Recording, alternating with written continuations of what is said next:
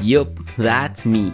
I keep waking up at these weird hours, but that's mainly to the fact that Anki has this temporary space and I spend hours there at night, which doesn't help me in the morning because I need to brush my teeth quickly before the mailman comes.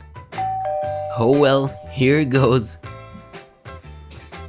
Thank you. In the morning at around 10 AM, I usually get packages from brands, and this always varies, you know. Sometimes it's Apple, other times it's Logitech, and MSI sends us stuff as well. But this time here is Roborock. And to be honest, it was about time because John is a complete mess when he works at the other office, and I think it often needs a cleanup.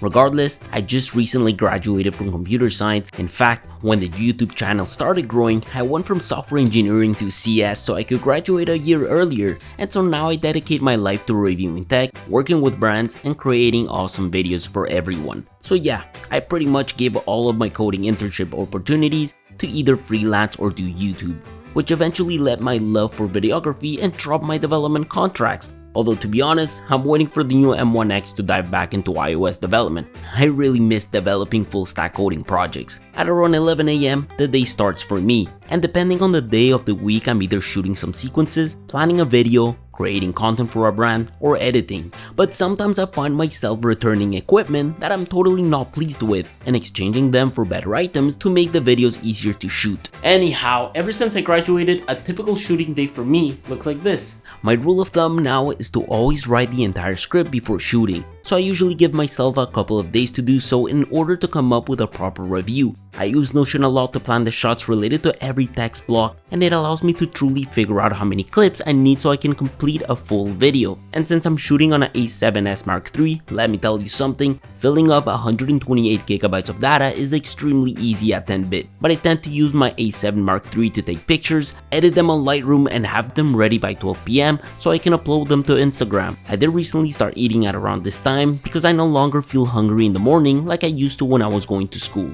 So I always try to cook myself something quick, give myself an hour break like if I was at any job, and relax before I go into my Monday shooting streak. Typically, with the amount of B-roll that is needed to produce a 10 to 12 minute video, I always need to split production into 2 days, mainly because I enjoy using daylight to shoot in my bedroom. Yeah, I know, this isn't much of a bedroom anymore, and now that I'm going to be getting rid of my sofa bed to create a TV setup, I might have to start sleeping in the basement. But don't worry, that's temporary, because I am currently looking for an office space that can hopefully be 3 times the size of this room. Anyhow, now that we've got proper equipment to shoot videos on a tripod, I figured a fluid head would shrink the amount of time it takes to produce. So reproducing any sort of pans without a motorized slider is going to be a lot smoother and quicker. From 1 PM to 5 PM, I can shoot about 60 to 70 clips, which is more often around 5 minutes of video. These can be pan ups, pan downs, side to side, or even static shots, like for example, when I shoot myself. I eventually then always get asked by Kevin how what time we were going to the gym, and I typically always say in 10. But instead of getting ready, this time I decided to leave our S7 robot vacuum cleaning the place a bit. And to my surprise, with the sonic technology it delivers, it scrubs floors up to 3,000 times per minute, which seemed to eliminate my dog's muddy footprints around my floor. Cleaning my autonomous feet mat was possible with its intelligent mop lift when the carpet is detected, which is done through ultrasonic sound. So when I was gone, I did not need to worry about doing a second cleanup since it did it all in one. Also, the S7 cleans everything with the help of its new all-rubber brush, whose ability to avoid things like hair tangles with its more durable spiraling blades is great. I did need to set a no-go zone around my dirty clothes basket to create an invisible wall and limit access to such areas. But my mom did ask me to let it clean the hallway, and so before it did its first cleanup, it had generated a map of our second floor by the help of its LiDAR sensors. That sensor also allows the Roborock to avoid colliding against objects, although I did find it impressive how the multi-level mapping systems automatically recognize different levels of my house to generate the split map. Once it's done cleaning, the Roborock automatically goes dark itself and it empties everything it picked up in one of these little bags. But because the device really makes sure to clean 95% of particles with its super sock power, it's important to take it apart and wash its filter often. Now that I leave for the gym at around this time, I started scheduling a cleanup through the app, like for example, clean every day at around 5 p.m. Although if I'm home working and the Roborock is cleaning, you can always use Alexa, Google Home, and Siri shortcuts to command the Roborock with your voice. With it, I'm now able to leave the gym on time because I don't have to physically be there to clean. The gym, in my opinion, is the most important part of the day. In all honesty, I really don't enjoy it, but it makes me feel better and more awake throughout the week. Monday's always chest day, and to make things fun, we always try to set ourselves goals. So right now, the goal is to make it through a whole set while benching one plate, and I think we're almost there. Usually, at the end of our Monday routine, I always go back to my phone and take a peek at which emails should be answered later on. Although, I like to shower first and eat dinner so I can continue working. If the room still sees the light of day, I typically use this time to create any sort of Instagram content that is needed for the week. This means grabbing the A7S Mark III to quickly take a picture to create some content for a Roborock S7 vacuum, edit it on Lightroom to make it look awesome, where I often then proceed to consuming some TikTok and Reels content so I can come up with the right choice of music and video reel idea. I usually leave the rest of the work for Tuesday because at 7 and 7:30 p.m. the room doesn't see much sun. And thank God I bought this camera bag before going to Europe because I now fill it in with all the camera stuff I need to get ready in order to head to Jan's office. So yeah, Mondays I arrive at the office at around 8 p.m. to clean things up a bit before Jan arrives from his job. Overall, if you haven't seen our latest desk setup makeover, we decided to build this office to work on some Anki Media content. Due to its size, I am personally not interested in having 180 square feet, but more on something like 400 square feet. And yes, in the same building. Right now, the goal is to bring everything from my bedroom into a studio so I can hire Jan and start producing 2 videos a week.